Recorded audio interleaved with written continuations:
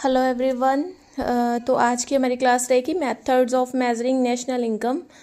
तो जिसने इसके पहले 3 पार्ट्स नहीं देखे हैं आप पहले वो देख लीजिएगा, ठीक है, अच्छे से समझ आ जाएगा। तो आज की क्लास हम शुरू करते हैं। नेशनल इनकम का मतलब समझते हैं।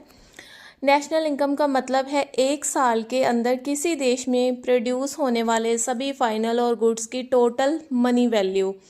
ठीक है, नेशनल इनकम को मेज़र करने के 3 मेन मेथड्स होते हैं जिनकी बात आज हम करेंगे डिटेल में। तो सबसे पहले होता है प्रोडक्ट मेथड, जिसे हम आउटपुट मेथड भी कहते हैं। ठीक है, जिसमें हम देखते हैं कि इकोनॉमी में कितना प्रोडक्शन हुआ। दूसरा हमारे पास है इनकम मेथड, जिसमें हम सभी फैक्टर इनकम जैसे वेजेस, रेंट, इंटरेस्ट और प्रॉफिट को ऐड करते हैं। और तीसरा आता है एक्सपेंडिचर मेथड, जिसमें हम फाइनल गुड्स और सर्विसेज पर किए गए टोटल एक्सपेंडिचर को कैलकुलेट करते हैं। ठीक है, एक ही नेशनल इनकम को हम 3 अलग अलग मेथड से मेज़र कर सकते हैं। अब अगली स्लाइड में हम सबसे पहले प्रोडक्ट मेथड को डिटेल में समझेंगे और फिर 1 बाय 1 हम तीनों को डिटेल में आगे करेंगे। तो आइए सबसे पहले हम बात करते हैं प्रोडक्ट मेथड यानी आउटपुट मेथड की। इस मेथड के अकॉर्डिंग नेशनल इनकम को एक साल में इकोनॉमी में प्रोड्यूस होने वाले सभी फाइनल गुड्स और सर्विसेज की टोटल वैल्यू के बेसिस पर मेज़र किया जाता है। ठीक है, यहाँ एक बात बहुत इम्पोर्टेंट है, सिर्फ फाइनल गुड्स को काउंट किया जाता है, इसमें इंटरमीडिएट गुड्स को इंक्लूड नहीं किया जाता, क्योंकि इससे डबल काउंटिंग हो जाती है। ठीक है, अब इसका फॉर्मूला देखिए, फिर हम आगे इसकी एग्जांपल देखेंगे। National income is equal to final output minus intermediate consumption.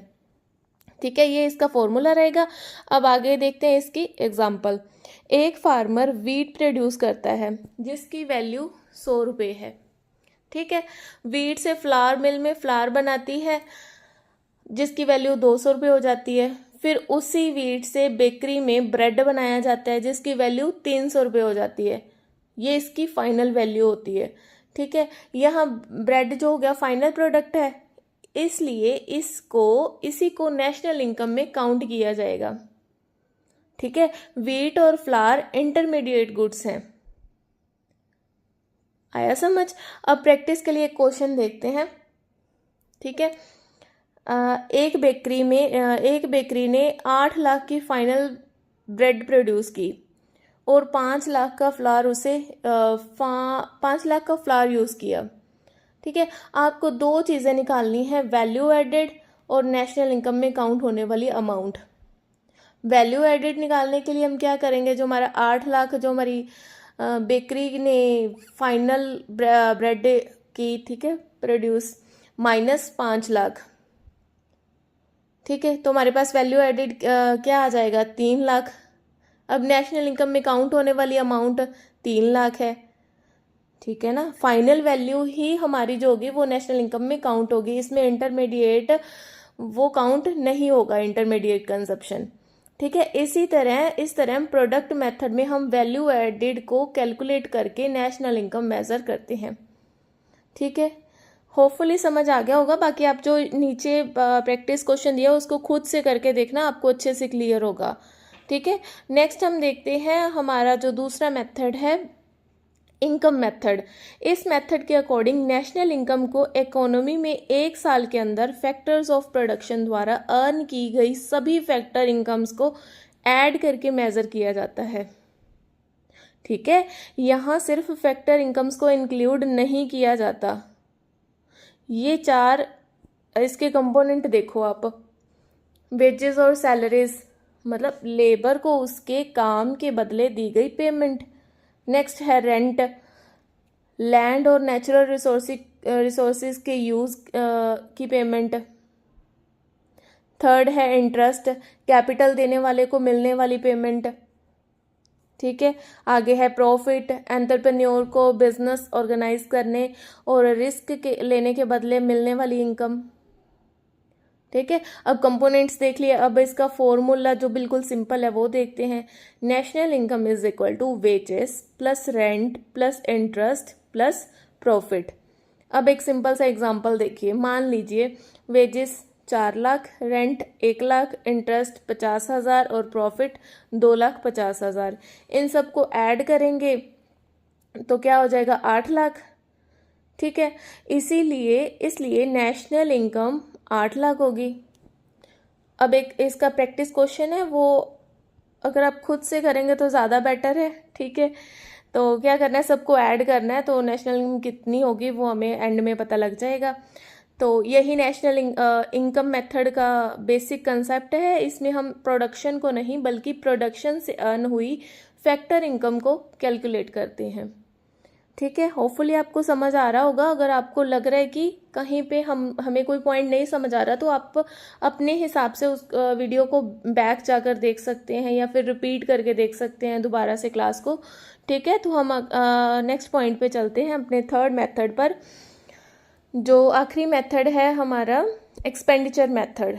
इस मेथड के अकॉर्डिंग नेशनल इनकम को 1 साल के अंदर फाइनल गुड्स और सर्विसेज पर किए गए टोटल एक्सपेंडिचर के बेसिस पर मेज़र किया जाता है। ठीक है, इस मेथड में 4 इंपॉर्टेंट कंपोनेंट्स होते हैं।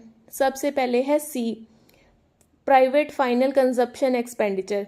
ये हाउस होल्ड द्वारा फाइनल गुड्स और सर्विसेज पर किया गया एक्सपेंडिचर होता है, जैसे फूड, क्लॉथ्स और एजुकेशन पर खर्चा। ठीक है, दूसरा है आई, ग्रोस डोमेस्टिक कैपिटल फॉर्मेशन। इसमें इन्वेस्टमेंट आता है, जैसे मशीन्स खरीदना, फैक्ट्री बनाना और स्टॉक्स में इंक्रीज। ठीक है, तीसरा है जी, गवर्नमेंट फाइनल कंजप्शन एक्सपेंडिचर। ये गवर्नमेंट के एजुकेशन, हेल्थ, डिफेंस और पब्लिक सर्विसेज पर किया गया एक्सपेंडिचर होता है। ठीक है, और चौथा है नेट एक्सपोर्ट्स, यानी एक्स माइनस एम।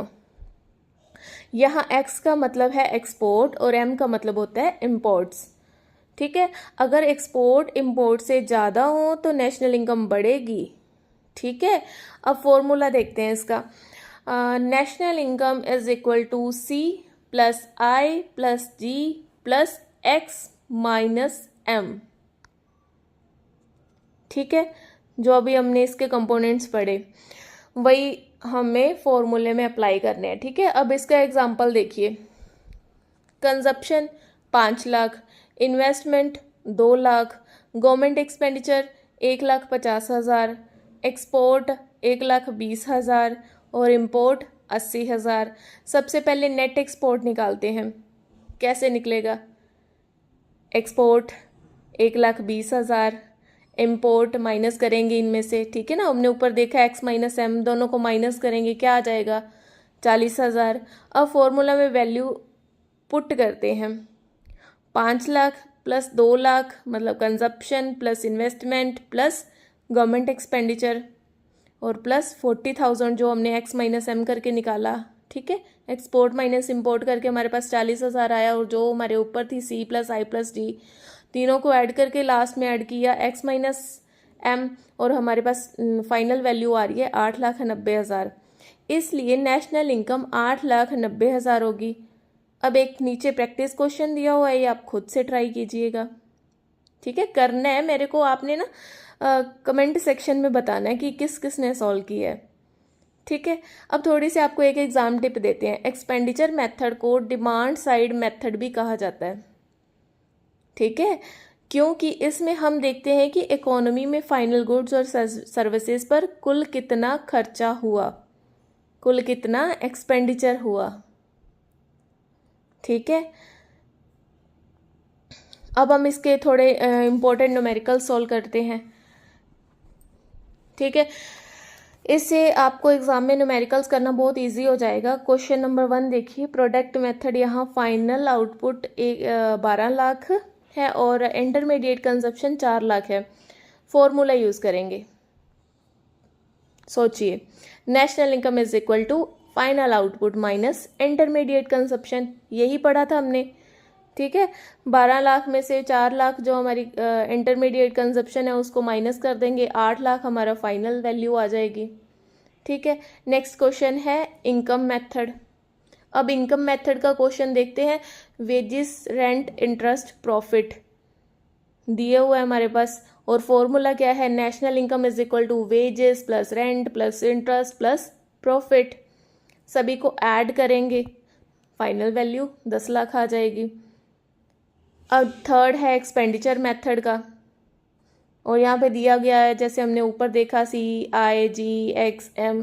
तो क्या करेंगे, सबसे पहले जो एक्सपोर्ट और इम्पोर्ट्स दिया हुआ है लास्ट में X और M, उनको माइनस करेंगे 40,000, ठीक है, और सभी को ऐड करके लास्ट में ये 40,000 ऐड कर देंगे और 10,000 70,000 हमारे पास फाइनल वैल्यू आ जाएगी, ठीक है। अब फोर्थ है प्रोडक्ट मेथड।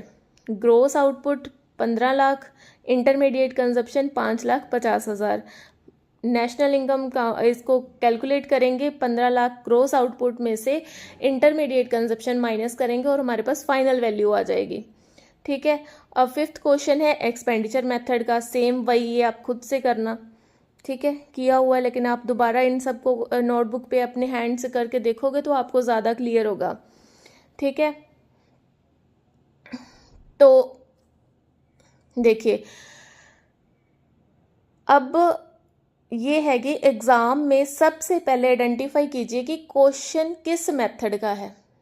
जब आपके सामने क्वेश्चन आएगा ना तो सबसे पहले ये आइडेंटिफाई कीजिए कि क्वेश्चन किस मेथड का है, फिर उसी मेथड का फॉर्मूला लगाइए और स्टेप बाय स्टेप कैलकुलेशन कीजिए। अगर फॉर्मूलाज याद हैं तो ऐसे न्यूमेरिकल्स बहुत आसानी से सॉल्व हो जाते हैं, और मुझे उम्मीद है कि आज की क्लास के बाद आपको फॉर्मूलाज तो मतलब हो जाएंगे, ये नहीं है भूलने वाले नहीं है, क्योंकि हमने एक ही फॉर्मूलाज को 4-4 बार रिपीट कर लिया, ठीक है। आपको लगे कि आपको नहीं समझ आ रहा तो आप क्लास शुरू से दोबारा रिपीट करके देख सकते हो, तो आपको चीज़ें ज़्यादा क्लियर होगी। और हाँ, प्लीज़ अपने साथ नोटबुक और पेन जरूर लीजिए, जब भी न्यूमेरिकल करने हो अपने हाथ से करके देखिए, ठीक है। अब हम क्विक रिवीजन और इनका कंपैरिजन देख लेते हैं एक तीनों मेथड का, ठीक है। सबसे पहले प्रोडक्ट मेथड, जिसे हम आउटपुट मेथड भी कहते हैं, ये याद रखिएगा।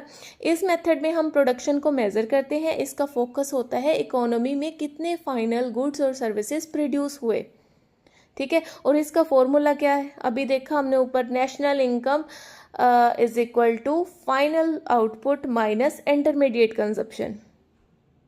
इस मेथड को वैल्यू एडेड मेथड भी कहा जाता है, ठीक है।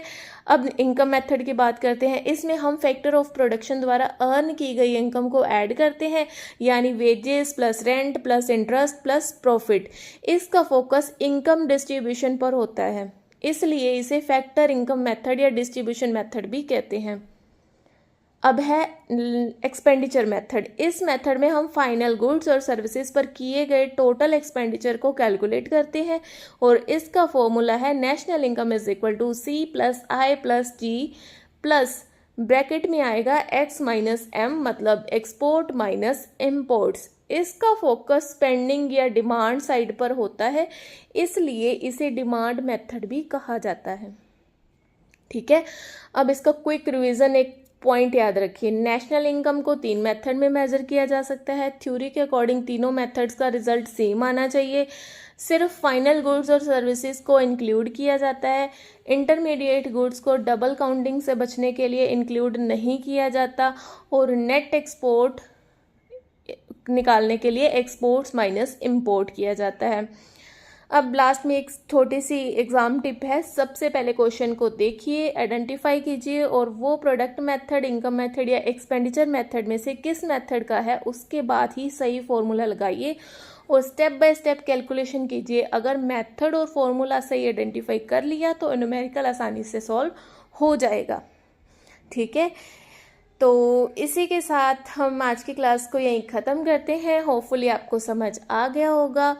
तो अगर आपको क्लास अच्छी लगी है तो लाइक करें, कमेंट करके ज़रूर बताएं, और जो आप खुद से सॉल्व कर रहे हैं वो भी कमेंट करके बताइए कि आपने किया, क्या आंसर आया। तो अपने फ्रेंड्स के साथ शेयर कीजिए। Thank you everyone, see you in the next class.